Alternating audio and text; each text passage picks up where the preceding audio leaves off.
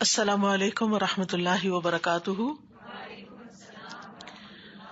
نحمده ونصلی علی رسولہ الکریم، اما بعد فاعوذ باللہ من الشیطان الرجیم، بسم اللہ الرحمن الرحیم، رب اشرح لی صدری ویسر لی امری واحلل عقدۃ من لسانی یفقہوا قولی۔ آج ہم انشاءاللہ آیت نمبر 185 سے شروع کریں گے۔ شهر رمضان الذي أنزل فيه القرآن شهر رمضان الذي أنزل فيه القرآن هدى للناس وبينات من الهدى والفرقان فمن شهد منكم الشهر فليصمه ومن كان مريضا أو على سفر فعدة من أيام أخر يريد الله بكم اليسر ولا يريد بكم العسر ولتكملوا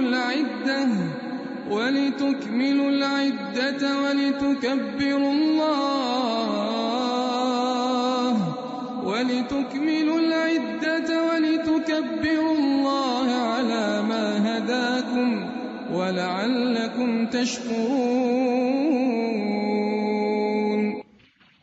رمضان وہ مہینہ ہے جس میں قرآن نازل کیا گیا، جو لوگوں کے لیے ہدایت ہے، اور اس میں حق کو باطل میں فرق کرنے کے واضح دلائل ہیں۔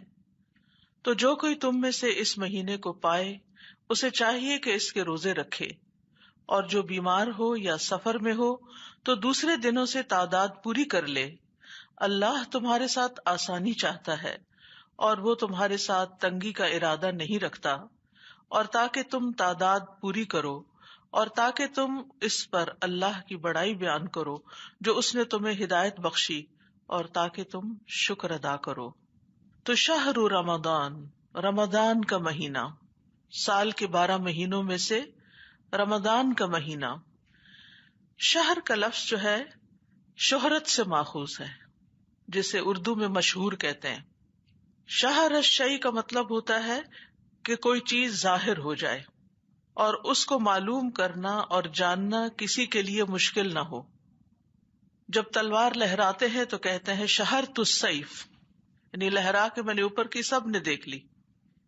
بعض لوگ کہتے ہیں کہ ابتدائی راتوں کے چاند کو شہر کا نام دیا جاتا ہے کیونکہ وہ واضح ہو جاتا ہے، اور اسی لیے مہینے کو شہر کہتے ہیں۔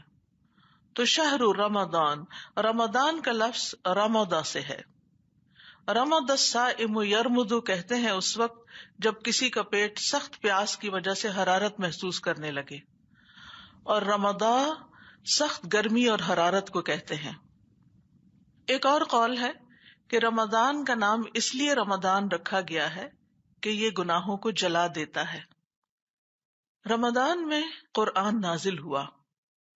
ایک روایت کے مطابق تمام آسمانی کتب رمضان میں ہی نازل ہوئی تھی، اور قرآن مجید کو رمضان کے مہینے میں لیلۃ القدر کی رات کو سارے کا سارا آسمان دنیا پر نازل کر دیا گیا تھا، یعنی لوح محفوظ سے آسمان دنیا، یہ آسمان جو ہمیں نظر آتا ہے، اس پر ایک محفوظ جگہ پر اتار دیا گیا، اور پھر تھوڑا تھوڑا کر کے حالات کے مطابق رسول اللہ صلی اللہ علیہ وسلم پر نازل ہوتا رہا۔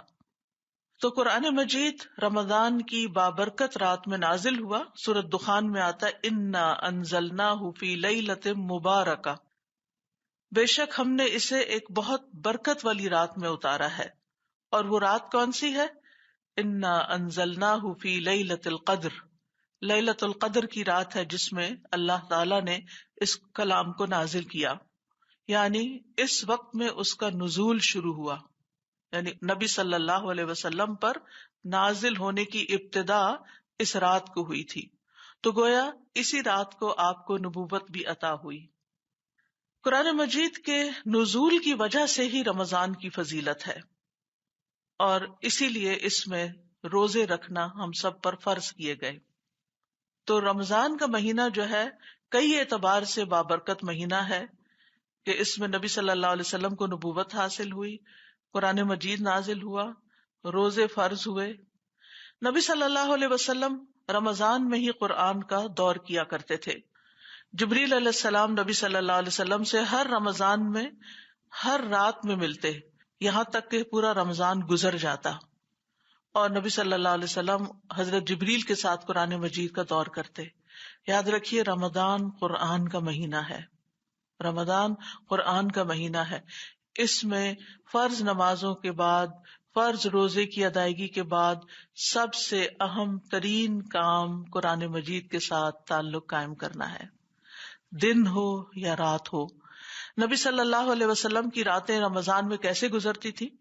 آپ عشاء کے بعد قیام کرتے، اس کے بعد جبریل تشریف لے آتے، پھر جبریل علیہ السلام کے ساتھ آپ قرآن مجید کا دور کرتے، اور پھر اس میں رات کا ایک بڑا حصہ گزر جاتا، اور یوں آپ کی رمضان کی راتیں قرآن کی راتیں ہوتی تھی.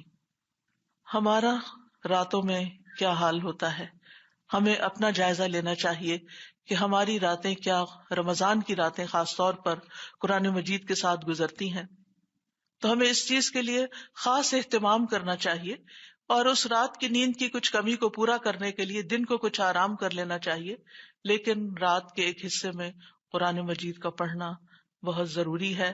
اور خاص طور پر نماز کے اندر، تراویح کے اندر کم از کم ایک پورا قرآن مجید مکمل کر لیا جائے، اور اگر آخری عشرے میں اللہ تعالیٰ توفیق دے اور سحری کے وقت آپ کو قیام کا موقع ملے تو مزید اس میں بھی تلاوت کر لی جائے، اور سحری کے وقت استغفار کا اہتمام کیا جائے. یعنی رات کا اسکیجول جو ہے وہ اس طرح ہوگا. سلف صالحین رمضان کے مہینے کو قرآن کی تلاوت کرنے، اس کو غور سے سننے، اس کو سمجھنے، اس میں تدبر کرنے، اس پر عمل کرنے کے اعتبار سے اسے ایک درسگاہ خیال کرتے تھے کہ رمضان کا مہینہ قرآن سکھانے کا، قرآن کو سمجھنے کا، قرآن کو جذب کرنے کا، قرآن کو اخذ کرنے کا مہینہ ہے. یعنی باقی تمام کام چھوڑ دیتے. جیسے سفیان ثوری کے بارے میں آتا ہے، جو ہی رمضان کا مہینہ داخل ہوتا سفیان ثوری تمام کام چھوڑ دیتے اور قرآن کی قرات پر متوجہ ہو جاتے. یعنی سب سے زیادہ جو نیکی اور عمل کرنے کا ہے وہ قرآن کی تلاوت اور اس پر غور و فکر اور اس کو سمجھنا ہے. لہٰذا ہم میں سے ہر ایک اس چیز کو میک شور کرے کہ وہ اپنی پلاننگ میں رمضان کے مہینے میں قرآن کے ساتھ زیادہ سے زیادہ تعلق قائم کرے. اوور آل بھی رمضان کا مہینہ ایک مبارک مہینہ ہے. رسول اللہ صلی اللہ علیہ وسلم نے فرمایا، تمہارے پاس رمضان کا مبارک مہینہ آ گیا ہے. اللہ عز و جل نے تم پر اس ماہ کے روزے فرض قرار دیے ہیں، اور اس ماہ میں آسمان کے دروازے کھول دیے جاتے ہیں، اور اس میں جہنم کے دروازے بند کر دیے جاتے ہیں، اور اس میں سرکش شیاطین کو طوق پہنا دیے جاتے ہیں. اور اس میں آپ دیکھیے کہ جب آسمان کے دروازے کھل جائیں تو پھر اعمال کی قبولیت کا وقت آ جاتا ہے، دعاؤں کی قبولیت کا وقت ہو جاتا ہے. اور اس میں ایک خوشخبری ہے ہم سب کے لیے، اور اس میں چلتے پھرتے اٹھتے بیٹھتے ہمیں اللہ تعالیٰ سے دعائیں کرتے رہنا چاہیے. خاص طور پر اگر ہم کسی بھی مشکل کا شکار ہیں، اور اگر دنیا میں اللہ نے ہمیں نعمتوں میں رکھا ہوا ہے، کوئی ہمیں اپنی زندگی میں مشکل نظر نہیں آتی، تو ہمیں کم از کم اپنی آخرت کے لیے، کم از کم نہیں زیادہ سے زیادہ اپنے آئندہ آنے والی زندگی کے لیے، اپنی قبر کی زندگی کے لیے، اپنے حشر کے دن کے لیے، اپنی آخری ہمیشہ کی زندگی کے لیے زیادہ سے زیادہ دعائیں کرنی چاہیے، کیونکہ یہ دعاؤں کا مہینہ بھی ہے. یہ بے پناہ خیر لانے والا مہینہ ہے. رسول اللہ صلی اللہ علیہ وسلم نے فرمایا، بے شک تم پر یہ مہینہ آ گیا اور اس میں ایک ایسی رات ہے جو 1000 مہینوں سے بہتر ہے. جو اس سے محروم رہا وہ ہر طرح کی خیر اور بھلائی سے محروم رہا، اور اس کی خیر سے محروم وہی رہے گا جو واقعی محروم ہو. جو واقعی پھر محروم ہے، اس کے اس سے نصیب میں کوئی خیر نہیں، وہی اس رات سے فائدہ نہیں اٹھاتا.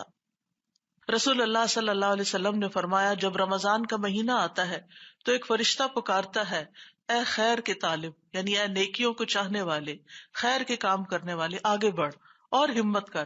یعنی جتنا کر رہے ہو اتنا کافی نہیں، اور کرو. اور اے شر کے طالب، یعنی برے کام کرنے والے، رک جا، اور سوم کا تو مطلب ہی یہی ہے کہ انسان رک جائے، بہت سی برائیوں سے رک جائے، بہت سی غلط باتوں سے رک جائے، بہت سے غلط خیالات سے رک جائے. یعنی ہم دن میں کتنی ہی دفعہ ایسی چیزیں ہوتی ہیں کہ جن پہ بعد میں ہم سوچتے ہیں کہ یہ نہیں کرنا چاہیے تھا. تو رمضان میں پہلے سے پلان کر لیں کہ میری کون کون سی ویکنیسز ہیں، ان سے مجھے رک جانا ہے، اور وہ چیزیں خاص طور پر جو اللہ تعالیٰ کو ناپسند ہے. فرمایا یہاں تک کہ رمضان ختم ہو جاتا ہے، پورا رمضان یہ پکار آتی رہتی ہے کہ اے طالب خیر آگے بڑھ، اور اے طالب شر رک جا، کیونکہ روزہ تو ہے ہی رک جانے کا نام.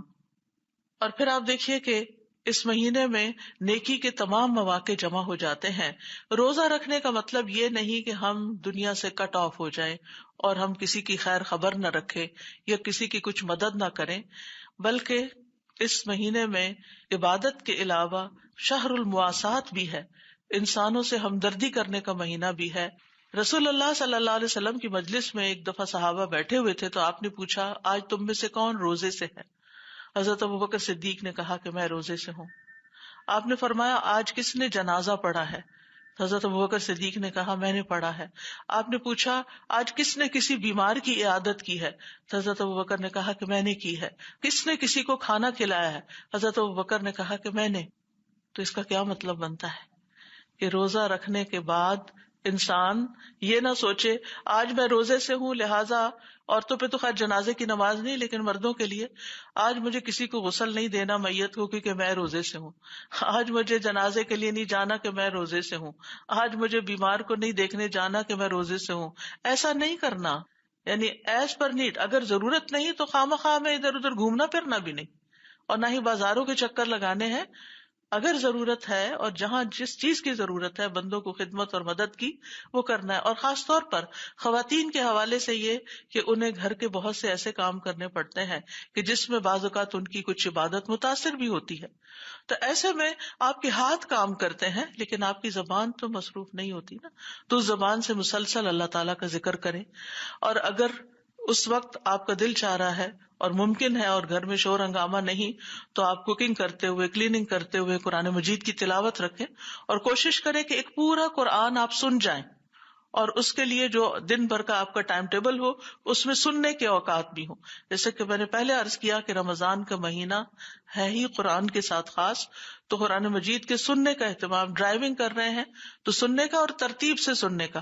ایسی ایپ ڈاؤن لوڈ کر لیں کہ جو آپ جہاں تک سنے وہاں رک جائے اور پھر دوبارہ جب آن کرے تو آگے چل پڑے، اور اس طرح آپ پورا قرآن جو ہے وہ سن کے مکمل کر لیں.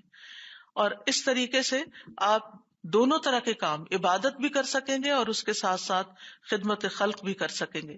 حافظ ابن رجب کہتے ہیں کہ یہ تمام کے تمام اعمال، جو کہ ایک حدیث میں آتا ہے کہ جنت میں ایسے بالا خانے ہیں جن کا اندرونی حصہ باہر سے نظر آتا ہے اور بیرونی اندر سے.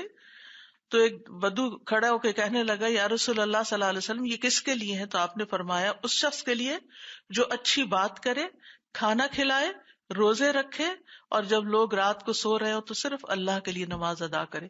تو ابن رجب کہتے ہیں کہ یہ تمام اعمال رمضان میں وقوع پذیر ہو جاتے ہیں، کیونکہ مومن رمضان میں روزہ بھی رکھ لیتا ہے، قیام بھی کرتا ہے. یعنی جو لوگ عام دنوں میں قیام نہیں کرتے وہ رمضان میں قیام بھی کرتے ہیں، صدقہ بھی کر سکتا ہے اور اچھی گفتگو بھی، کیونکہ اس کو یہ خیال ہوتا ہے کہ میں روزے سے ہوں، میں نے کوئی ایسی بات نہیں کرنی کہ جس سے کسی کو تکلیف پہنچے، یا یہ کہ کوئی غلط بیانی ہو یا ایسی بات جو اللہ تعالیٰ کو ناراض کرنے والی ہو.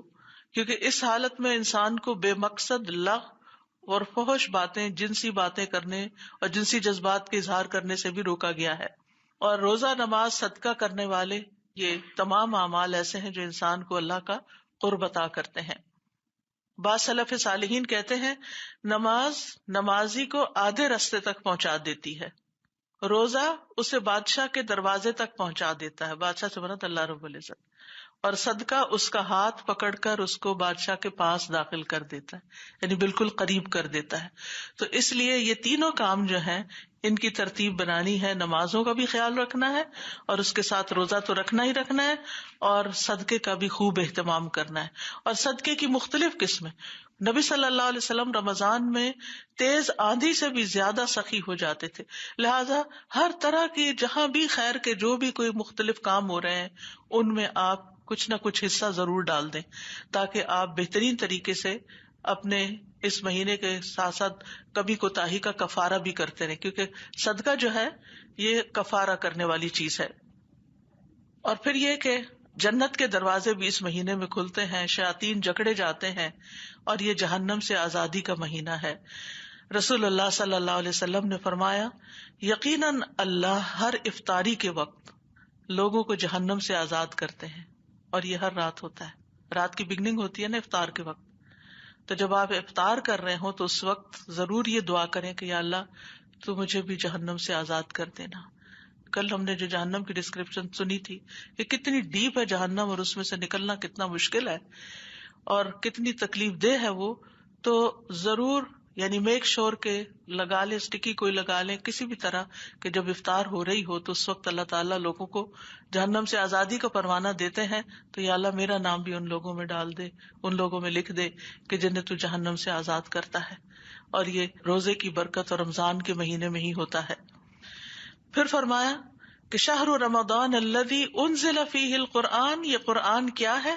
ھدی للناس وبینات من الھدی والفرقان، کہ یہ تمام لوگوں کے لیے ہدایت ہے۔ ھدی للناس، فار آل مین کائنڈ، ساری ہیومینٹی کے لیے، تمام انسانوں کے لیے، یہ صرف ہمارے لیے نہیں ہے، سب کے لیے ہے۔ سب کے لیے کیسے ہوگا؟ جب ہم سب تک کچھ نہ کچھ میسج پہنچائیں گے۔ قرآن مجید کے کچھ نسخے لے کر آپ اپنے نیبرز کو، آپ اپنے ایسے نان مسلم فرینڈز کو دے سکتے ہیں کہ یہ ہمارا ہولی منتھ ہے، یعنی کوئی مناسبت بنانی ہوتی ہے نا تو آپ مناسبت بنا سکتے کہ یہ ہمارا ہولی منتھ ہے، اس منتھ میں یہ بک ہمیں دی گئی تھی تو میں اس منتھ میں یہ آپ کو گفٹ دے رہی ہوں۔ یعنی آپ نوٹ لکھ دیں، اس کے اوپر آپ زبانی بول دیں، آپ میسج کر دیں، لیکن ایک بہانہ ہے آپ کے پاس کہ آپ زیادہ سے زیادہ قرآن مجید جو ہیں وہ نان مسلمز تک پہنچائیں، کیونکہ ھدی للناس ہے یہ قرآن جو اس مہینے میں اترا ہے یہ تمام انسانوں کی ہدایت کے لیے آیا ہے۔ وبینات من الھدی والفرقان، اور پھر یہ کہ ہدایت جو ہے وہ دو طرح کی ہوتی ہے، ایک علمی ہدایت ہوتی ہے اور ایک عملی ہدایت ہوتی ہے۔ جہاں تک علمی ہدایت کا تعلق ہے تو وہ نان مسلمز کے لیے ہے، اور جہاں تک عملی ہدایت کا تعلق ہے تو وہ متقین کے لیے ہے۔ ذالک الکتاب لا ریب فیہ ھدی للمتقین، یہ کتاب جس میں کوئی شک نہیں، متقی لوگوں کے لیے ہدایت ہے۔ تو متقی اس مہینے میں قرآن کا علم بھی حاصل کرتے ہیں اور اس کے ساتھ ساتھ اس پر عمل بھی کرتے ہیں، اور باقی تمام لوگوں کے لیے عمومی یعنی عام طور پر ہدایت کی چیز ہے، ہر شخص اس سے فائدہ اٹھا سکتا ہے۔ یعنی یہ کوئی ایسی کتاب نہیں فلسفے کی کہ کچھ لوگوں کو سمجھ نہ آئے، اس میں اتنی سمپل لینگویج استعمال ہوئی ہے کہ کہیں نہ کہیں سے کچھ نہ کچھ اس میں سے ایک عام انسان، ایک عام سمجھ رکھنے والا انسان بھی حکمت کی باتیں لے سکتا ہے۔ اور پھر یہ فرمایا کہ ہدایت کے واضح دلائل موجود ہیں اس کتاب میں، وبینات من الھدی والفرقان۔ بین کا مطلب ہوتا ہے روشن دلیل، یعنی روشنی دینے والی، بیان کرنے والی، اور بینہ روشن دلیل کہ وہ جو حق کے دلائل لے کر حق کو واضح کر دیتی ہے۔ تو یہ ہدایت کی باتوں کو دلیل کے ساتھ واضح کرتی ہے یہ کتاب، یعنی قرآن مجید جو اس مہینے میں آپ پر نازل ہوا ہے، اس میں صرف ہدایت یا گائیڈنس یا رہنمائی نہیں بلکہ اس میں گائیڈنس کے دلائل بھی موجود ہیں۔ والفرقان، اور یہ حق اور باطل کے درمیان، خیر اور شر کے درمیان، نفع اور نقصان کے درمیان، اور ہر چیز کے درمیان فرق کرنے والی کہ کیا خیر کی چیز ہے اور کیا نہیں ہے۔ لہٰذا اگر کوئی شخص اس کی خیر سے فائدہ اٹھانا چاہتا ہے تو یہ آپ کو بتائے گی کہ یہ راستہ خیر کی طرف جانے والا ہے، اور اس کے برعکس یہ چیز شر کی طرف لے جانے والی ہے۔ تو اسی لیے جس شخص کو اللہ تعالیٰ قرآن مجید کے پڑھنے اور اس سے ہدایت لینے کی توفیق دے دیتا ہے، اس کے لیے پھر شکوک و شبہات اور شہوات سے نکلنا آسان ہو جاتا ہے۔ دو بڑے دشمن ہیں انسان کے جو انسان کے اندر رکھ دیے گئے ہیں، ایک شہوات ہیں اور ایک شبہات ہیں، یعنی ڈاؤٹس ہیں اور انسان کی ڈیزائرز ہیں۔ قرآن ان دونوں کا علاج کرتا ہے، یعنی جو انسان کے اندر ڈیزائرز ہوتی ہیں وہ اس کے جذبات سے تعلق رکھتی ہیں۔ قرآن ایسے جذبات انسان کے اندر پیدا کر دیتا ہے کہ یہ دنیاوی لذتیں اور جذبات بہت چھوٹی چیز لگتے ہیں، اور عقلی رہنمائی ایسی ہے قرآن کے اندر کہ انسان کے سارے ڈاؤٹس چلے جاتے ہیں۔ لہٰذا اس کتاب سے بہترین فائدہ انسان کو حاصل ہوتا ہے۔ تو قرآن کھلی دلیل ہے، ہدایت ہے اور رحمت ہے۔ سورۃ الانعام میں آتا ہے فقد جاءکم بینۃ من ربکم وہدی ورحمہ، کہ لوگوں تمہارے پاس تمہارے رب کی طرف سے یقینی طور پر کھلی دلیل، ہدایت اور رحمت آ چکی ہے.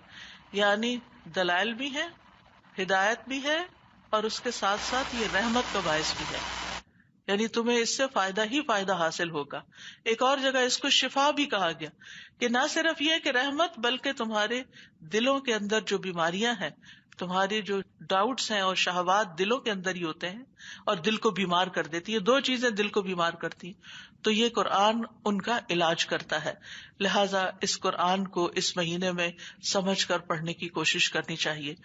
اور اس کے ساتھ ساتھ فمن شہد منکم الشہر فلیصمہ، جو اس مہینے کو پائے، دیکھے، مشاہدہ کرے، اس میں حاضر ہو، گھر پر ہو، اسے چاہیے کہ پھر وہ ضرور روزہ رکھے. یعنی اس مہینے کا جب چاند دیکھ لے شاہدہ، اور پھر اس کے بعد ایک ہوتا مسافر اور ایک ہوتا شاہد، یعنی کہ جو گھر پہ ہی ہے، جس کو کوئی ایسا مسئلہ نہیں، تو پھر وہ رمضان کا چاند دیکھ کر روزہ رکھے. رسول اللہ صلی اللہ علیہ وسلم نے رمضان کا ذکر کیا، فرمایا جب تک چاند نہ دیکھو روزہ نہ رکھو، اسی طرح جب تک چاند نہ دیکھ لو روزہ نہ چھوڑو، یعنی عید نہ مناؤ، اور اگر بادل چھا جائے تو 30 دن پورے کر لو. لیکن یہ کہ مہینہ شروع ہونے پر ہی روزہ رکھو. شک کا روزہ نہیں رکھنا چاہیے کہ کیا پتا آج روزہ ہو تو میں رکھ ہی لوں، کہیں میرا چلا نہ جائے. نہیں، شک کی بات نہیں ہے. اور مہینہ کبھی 29 دن کا ہوتا ہے اور کبھی 30 دن کا ہوتا ہے. تو یہاں پر ہم دیکھتے ہیں کہ اللہ سبحانہ تعالیٰ نے روزے کی فرضیت کو کس طرح آسان بنایا. پہلے تو بتایا کہ یہ پچھلی امتوں میں بھی فرض تھا، تو ہمیں اس طرح شوق دلایا. پھر روزے کو تقویٰ کے حصول کا ذریعہ بنایا کہ اس سے تمہاری بری عادتیں چھوٹ جائیں گی، تمہارے دل کی حالت بہتر ہو جائے گی، تم جہنم کی آگ سے بچ جاؤ گے. اور پھر بتایا ایام معدودات کے بس چند دن کی بات ہے، تھوڑے دن کی بات ہے. اس طرح بھی انسان کو تسلی دی کہ یہ بھوک پیاس بہت لمبے دنوں کے لیے نہیں کاٹنی پڑے گی، یہ بس ایک سرٹن پیریڈ آف ٹائم جو ہے اس میں تمہیں اس ٹریننگ سے بس گزرنا ہے. اور پھر یہ کہ روزے کے لیے افضل ترین مہینے کا انتخاب کیا گیا اور اس کی برکتیں بھی ہمیں بتا دی گئیں. اور اس کے بعد کہا گیا کہ جو بھی اس مہینے کو اب پائے اب وہ روزہ رکھے. یعنی پہلے آپ دیکھیں، اگر آیات پہ غور کریں، تدبر کریں، تو کس طرح گریجولی اور ایک کے بعد ایک چیز سمجھانے کے بعد، ذہن سازی کرنے کے بعد، کنونس کرنے کے بعد، شوق دلانے کے بعد پھر کہا کہ اب یہ مہینہ آ رہا ہے، اس لیے روزے رکھنے ہوں گے. یعنی پورا تیار کر دیا گیا ہے ذہنی طور پر. اور جب انسان کسی چیز کو ایکسپٹ کر لیتا ہے تو پھر اس کے لیے کرنا اس کو آسان ہو جاتا ہے. پھر فرمایا یرید اللہ بکم اليسر ولا یرید بکم العسر. اور اس سے پہلے فرمایا ومن کان مریضا او علی سفر فعدۃ من ایام اخر، کہ جو مریض ہو یا مسافر ہو تو وہ جتنے دن روزہ نہ رکھے اس کو صحت مند ہونے کے بعد اور سفر ختم ہونے کے بعد اپنے روزے مکمل کر لینے چاہیے. یعنی یہ اب پورا مہینہ فرض ہے تم پر، چاہے کوئی بیمار ہے، چاہے کوئی مسافر ہے. اگر اس مہینے کے اندر نہیں رکھ سکتے تو بعد میں رکھ کے پورے کرو. عدۃ من ایام اخر. یرید اللہ بکم اليسر ولا یرید بکم العسر. اللہ تعالیٰ تمہارے لیے آسانی کو پسند کرتا ہے، آسانی کا ارادہ کرتا ہے. اللہ تعالیٰ بندوں کو مشکل میں نہیں ڈالنا چاہتا. یعنی روزے کے حکم دے کر اللہ تعالیٰ نے ہمیں کوئی سزا نہیں دی. یعنی ورنہ بھوکا پیاسا کسی کو رکھنے کا مطلب کیا ہے کہ وہ اس کو ایک طرح سے سزا دی جائے. سزا نہیں دی بلکہ آسانی. کیوں؟ اس لیے کہ اسلام میں آسانی کا کانسیپٹ کیا ہے؟ ان مع العسر یسرا. ان مع العسر یسرا نہیں ہے. آسانی کے ساتھ آسانی نہیں ہے، تنگی کے ساتھ آسانی ہے. یعنی اس مشقت سے جب تم گزرو گے تو تمہارے لیے بہت سی آسانیاں بھی ہوں گی، تمہاری صحت بہتر ہوگی. نہ صرف یہ کہ روحانی صحت، قلبی صحت، بلکہ جسمانی صحت. تمہارا ایمان مضبوط ہو چکا ہوگا، اور اس کے علاوہ بھی بے شمار فائدے تمہیں محسوس ہوں گے جس سے تمہارے لیے زندگی میں آسانیاں ہوں گی. آپ دیکھیے کہ جب دل میں ایمان بھر جاتا ہے نا، جذبہ آ جاتا ہے، تو اللہ کے راستے میں کچھ بھی خرچ کرنا آسان ہو جاتا ہے، بھوک پیاس کاٹنا آسان ہو جاتا ہے، لوگوں کے ساتھ ہمدردی کرنا آسان ہو جاتا ہے، کیونکہ انسان کے اندر ایمان ہے، تقویٰ ہے. یہ تقوی ہی تو پیدا کرنا ہے جس کی وجہ سے ہمارے لیے نیکیاں آسان ہو جائیں. اور دوسری طرف ہیلتھ بینیفٹس بھی ہیں کہ جس کی وجہ سے انسان کا وزن بھی کچھ کم ہو جاتا ہے اور اٹھنا بیٹھنا بھی, کیونکہ جب آپ قیام کرتے ہیں طویل قیام ہوتا ہے, پھر رکوع ہوتا ہے, پھر سجدہ ہوتا ہے. 11 رکعت بھی پڑھیں آپ تو آپ دیکھیں کہ 22 دفعہ آپ اوپر نیچے اٹھتے بیٹھتے ہیں کہ عام دنوں میں آپ ایک نماز میں اتنی دفعہ اوپر نیچے تو نہیں ہوتے. اور پھر یہ کہ اس میں قرآن بھی ساتھ سنا جا رہا ہوتا ہے. عام طور پر جو ورزشیں ہوتی ہیں ان میں انسان صرف مشقت ہی ہوتی ہے یا پھر میوزک لگا لیتے ہیں, جو کہ آپ کو معلوم ہی ہے اس کا مقام کیا ہے. اس کے برعکس آپ قرآن بھی سن رہے ہیں اور آپ محبت سے رکوع بھی کر رہے ہیں اور سجدہ بھی کر رہے ہیں اور طویل سجدہ کر رہے ہیں.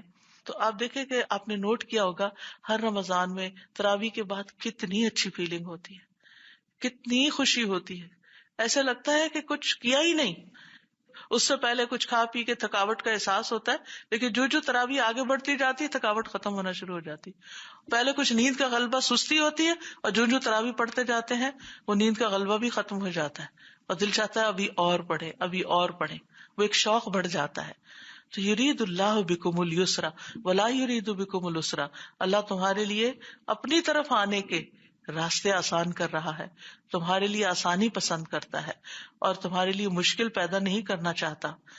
اور ویسے بھی ہم دیکھتے ہیں تو ہمارے دین میں تنگی نہیں ہے, یعنی کوئی بھی کام, ناٹ ون سنگل حکم ہمیں ایسا نہیں دیا گیا کہ جس کی وجہ سے ہماری زندگی میں کوئی پریشانی آئے, بلکہ پریشانیوں کو ختم کرنے کے لیے ہی سارے احکام دیے گئے. چاہے ایک مشکل سے گزرنا ہے, آپ دیکھیے کہ جو فوجی ٹریننگ کرتے ہیں اس ٹریننگ کے بعد وہ ساری زندگی کتنے فٹ اور سمارٹ رہتے ہیں اگر وہ اس کو کنٹینیو کریں, سستی کا شکار نہ ہو. لیکن اگر کوئی شخص صرف لیزینس کا شکار رہتا ہے تو اس کے اندر وہ جان اور انرجی اور وہ ایکٹیونیس نہیں ہوتی. پھر فرمایا وَلِتُكْمِلُوا الْعِدَّةَ, اور تاکہ تم گنتی پوری کرو. بات یہ ہے کہ گن گن کے روزے پورے کرنے. یہاں اس موقع پر میں اپنی ان بہنوں سے بھی بات کروں گی کہ جن کو پیریڈز کی وجہ سے یا بچے کی پیدائش کی وجہ سے یا پھر بچے کو دودھ پلانے کی وجہ سے روزے رکھنا مشکل ہوں. یعنی کچھ تو اجازت نہیں ہے حیض اور نفاس میں روزہ رکھنے کی, لیکن دودھ پلانے میں چوائس ہے, مگر بچے کے لیے اگر عورت دودھ پلاتی ہے اور نہیں روزہ رکھتی تو اب روزے چھوٹ گئے, اب کیا کریں. اب بہت سی بہنوں کو زندگی کے ابتداء میں مسئلے کا پتہ ہی نہیں ہوتا. کل بھی ایک بہن میرے پاس آئی اور ان کو نہیں پتا تھا کہ وہ روزے قضا کرنے ہوتے ہیں, تو اب وہ کیا کرے.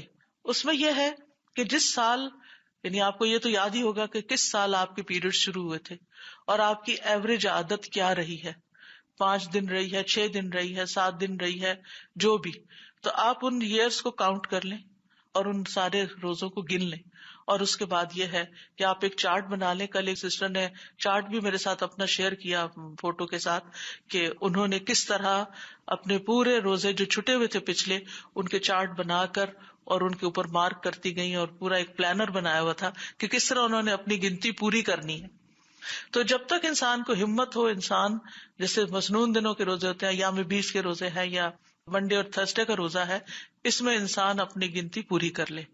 اور ویسے اگر آپ کے پچھلے الحمدللہ اللہ کے فضل سے, اللہ کی رحمت سے پورے ہیں, تو پھر آپ آئندہ کے لیے اگر چھٹتے ہیں کسی بھی وجہ سے, ان اسباب کی وجہ سے یا کسی اور بیماری یا سفر کی وجہ سے, تو ہمیشہ لکھ لیا کریں, کیونکہ اللہ نے روزے لکھ دیے نا ہم پر, ہمیں بھی اپنی ڈائریوں میں لکھ کے رکھنے چاہیے کہ اس سال اس وجہ سے, ٹریولنگ کی وجہ سے, فلاں وجہ سے اتنے روزے چھٹ گئے ہیں اور ان کی اب میں نے تعداد پوری کرنی, کیونکہ دس از ویری امپورٹینٹ. کیونکہ اللہ تعالیٰ نے فرمایا وَلِتُكْمِلُوا الْعِدَّةَ, اس گنتی کو پورا کرو, کیونکہ قیامت کے دن اس کا حساب ہوگا. یہ فرض تھا نا, یہ ڈیوٹی تھی ہماری. جیسے اگر آپ کی ڈیوٹی دن میں 8 آورز ہے کہیں جاب پر, تو پھر آپ یہ تو نہیں کر سکتے کہ وہاں 7 آورز کے بعد چھٹی کر کے آ جائیں گھر پہ. آپ کو 8 آورز پورے کرنے ہیں. تو یہ بھی ایک ڈیوٹی ہے اللہ کی طرف سے جو ہمیں دی گئی ہمارے فائدے کے لیے, تو اس کو ہمیں پورا کرنا ہے. اور پھر وَلِتُكَبِّرُوا اللَّهَ عَلَى مَا هَدَاكُمْ, اور اللہ نے جو ہدایت تمہیں دی یعنی قرآن کے ذریعے, رمضان کے ذریعے, تو پھر تم رمضان کا جب اینڈ ہو رہا ہو تو اللہ کی بڑائی بیان کرو. ویسے بھی کرتے رہو, لیکن خاص طور پر عید کے دن کی تکبیرات کی طرف بھی اشارہ ہے. یعنی قرآن ہدایت کا سر چشمہ ہے, تو اس نعمت کے ملنے پر اور اللہ نے اس مہینے میں چونکہ دی یہ نعمت، لہٰذا اس مہینے کے اختتام پر خاص طور پر اللہ کی بڑائی اور کبریائی بیان کرو. وَلِتُكَبِّرُوا اللَّهَ عَلَى مَا هَدَاكُمْ. ایک قول کے مطابق اس سے مہینہ شروع ہوتے ہی عید الفطر میں تکبیرات پڑھنا مراد ہے، اور عید کے دن تکبیرات کو مشروع کیا گیا ہے. اور یہ حکم کیوں دیا گیا ہے؟ کیونکہ عید ایک خوشی کا دن ہے، اور انسان بعض اوقات خوشی کے دن غفلت میں مبتلا ہو جاتا ہے، اللہ کو یاد کرنا بھول جاتا ہے. یا ایک اور وجہ بھی ہوتی ہے، اور وہ کیا کہ انسان کے اندر ایک فخر کی سی بھی کیفیت آ جاتی. اتنے روزے رکھے ہیں، پورا ہو گیا رمضان میرا، اس دفعہ ایک بھی نہیں چھوٹا. ہر ایک کو خوشی سے بتا رہے ہوتے ہیں، اور کبھی کبھی تھوڑا سا ٹون میں فخر بھی آ جاتا ہے. کوئی تراویح مس نہیں ہوئی، صدقہ بھی یہ کیا میں نے، فلاں بھی کیا، فلاں کام بھی، فلاں کام بھی. نہیں، یہ سب اللہ کی توفیق سے ہوا، اس لیے بڑائی اللہ ہی کے لیے. اس کے لیے اگر آپ اپنے سجدوں میں اس حکم پر عمل کرنے کے لیے اگر سجدوں میں ایک دعا شامل کر لیں تو بہت ہی اچھا رہے گا، اور آپ اتنا اچھا فیل کریں گے.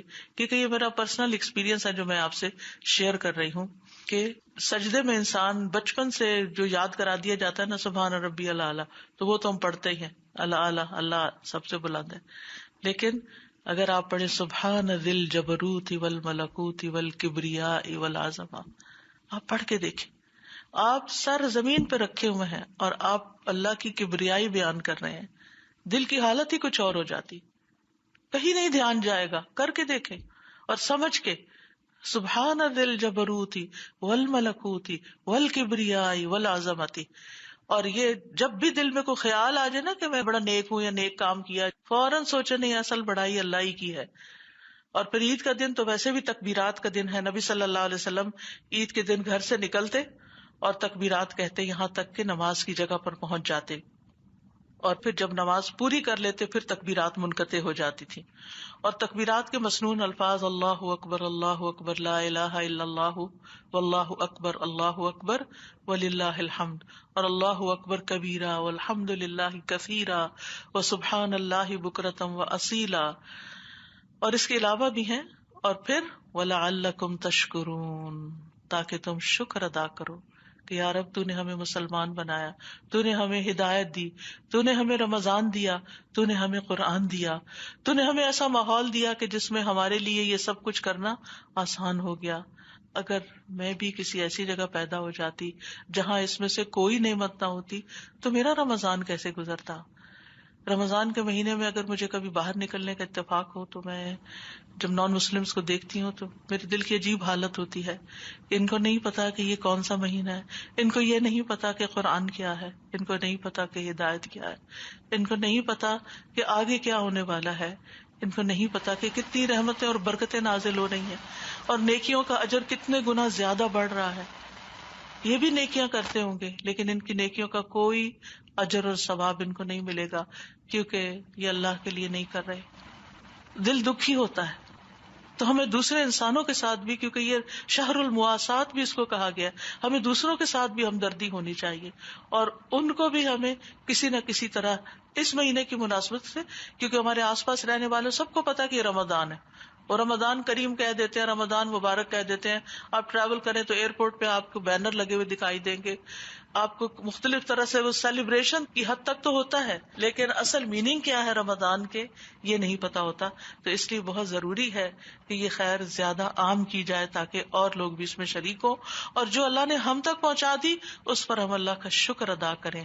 لعلکم تشکرون. اور یہ شکر اس لیے بھی کہ اللہ تعالیٰ ہمارے ساتھ آسانی چاہتا ہے، ہمارے لیے مشکل نہیں چاہتا. اس پر بھی شکر، چونکہ اسی آیت میں اس چیز کا بھی ذکر ہوا ہے.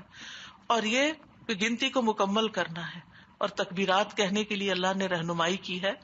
یہ چاروں کام نعمتیں ہیں، یہ نعمتیں ہیں، اور ان نعمتوں پر ہمیں اللہ تعالیٰ کا شکر ادا کرنا چاہیے. اور شکر کیا ہے؟ شکر جس نے نعمت دی ہے اس کی بات ماننا، یعنی جس نے ہم پر نعمت دی، نعمتیں عام کی، ہم پھر اس کی اطاعت کرنے والے بن جائیں، اس کے احکامات پر عمل کریں، اور جن چیزوں سے اس نے منع کیا ان سے رک جائیں. علماء کہتے ہیں نعمتوں کے شکر کے ابواب میں سے پہلا باب حرام کو چھوڑنا ہے. حرام کام چھوڑ دیں، چاہے زبان سے کوئی حرام بات ہو، یا آنکھوں سے حرام چیز دیکھنا، یا کانوں سے کوئی حرام چیز سننا، یا پاؤں کا چل کے جانا کسی حرام کام کی طرف، ان چیزوں کو سب سے پہلے چھوڑنا چاہیے. اور پھر یہ کہ اللہ کی نعمت کے ساتھ اس کی نافرمانی نہیں کرنا. یعنی ہمیں ہمارا جسم کس نے دیا؟ کبھی آپ کسی وقت بیٹھ کے غور کیا کریں نا، اپنے ہاتھ دیکھیں تاکہ کہ کیا میرے میں یا کسی میں یہ طاقت تھی کہ وہ یہ ہاتھ بنا سکتا. اور اگر اللہ تعالیٰ اس میں سے ہمارے جسم میں سے کوئی چیز لے لیتا ہے، کیا کوئی ہمیں وہ لوٹا سکتا ہے؟ ویسی نہیں. کتنی چیزیں بے شمار، وَإِن تَعُدُّوا نِعْمَتَ اللَّهِ لَا تُحْصُوهَا، اگر اللہ کی نعمتیں گننا شروع کر دو تو تم شمار ہی نہیں کر سکتے. بات یہ ہے کہ ہم بلائنڈ ہیں، ہمیں نظر نہیں آتی، ہمیں دکھائی نہیں دیتی. نعمتیں تو ہر طرف ہیں، آگے پیچھے دائیں بائیں اوپر نیچے، ہر جگہ اندر باہر، ہر جگہ نعمتیں ہی نعمتیں ہیں، لیکن ہم دیکھ نہیں پاتے. تو جو دیکھ سکتا ہے پھر وہ شکر گزار بھی ہوتا ہے، اور جس کو نظر آئے پھر وہ ان چیزوں سے جس نے دی ہے نا وہ چیز، اس کے خلاف استعمال نہ کرے، اس کے دشمن کی خوشی میں استعمال نہ کرے، شیطان کے راستے پر اس کو استعمال نہ کرے. یہ ہے اصل شکر.